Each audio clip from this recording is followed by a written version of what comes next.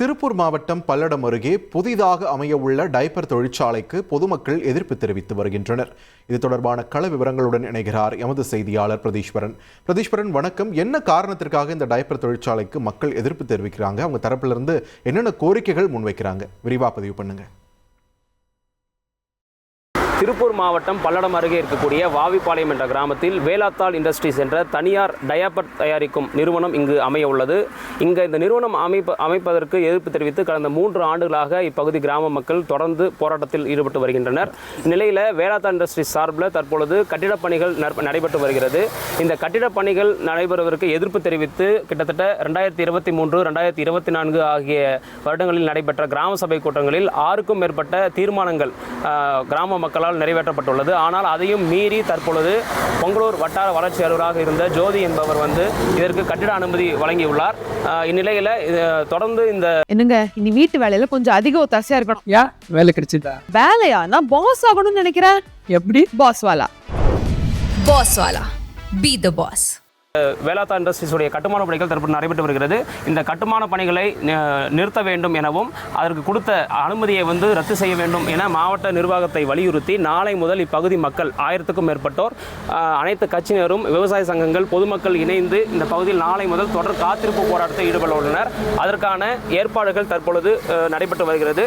இந்த வேலாத்தாள் இண்டஸ்ட்ரீஸ் அமைந்தால் என்னென்ன பாதிப்புகள் ஏற்படும் என்பது குறித்து இங்கு இருக்கக்கூடிய பொதுமக்கள் என்ன சொல்கிறார்கள் என்பதை கேட்டறிவோம். ஐயா வணக்கம். இப்போ இந்த பகுதியில் இந்த வேலாத்தாள் இண்டஸ்ட்ரீஸ் டயப்பர் தயாரிக்கக்கூடிய நிறுவனம் அமைந்தால் என்னென்ன பாதிப்புகள் ஏற்படும்? எதுக்காக அந்த போராட்டம் பண்ணுறீங்க? அதாவது எங்களது கிராமம் முழுவதும் விவசாய பொருளாதாரத்தை விவசாயம் நம்பி ஆண்டுக்கணக்கான நூற்றுக்கணக்கான விவசாயிகளும் பொதுமக்கள் இங்கு காலங்காலமாக வாழ்ந்து கொண்டிருக்கிறார்கள்.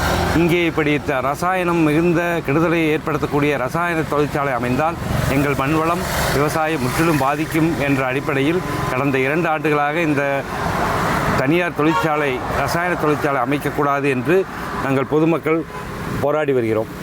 இப்போது இந்த தொழிற்சாலை அமைப்பதற்கு முன்னாடி எப்படி இந்த ப்ராசஸ், என்னென்ன ப்ராசஸில் இந்த தொழிற்சாலை செயல்படும் அதெல்லாத்தையும் உங்ககிட்ட சொன்னாங்களா? இந்த தொழிற்சாலை அமைகிறத பற்றி உங்ககிட்ட ஏதாவது சொல்லியிருக்காங்களா அந்த நிறுவனத்தின் சார்? இல்லை, பொதுமக்கள்கிட்ட எந்த விதமான தொழிற்சாலை பற்றியோ மற்றபடி இந்த தொழிற்சாலையில் ஏற்படக்கூடிய மற்ற விஷயங்களை பற்றி எங்களிடம் எந்த விதமான கூட்டம் நடத்தி சொல்லவில்லை.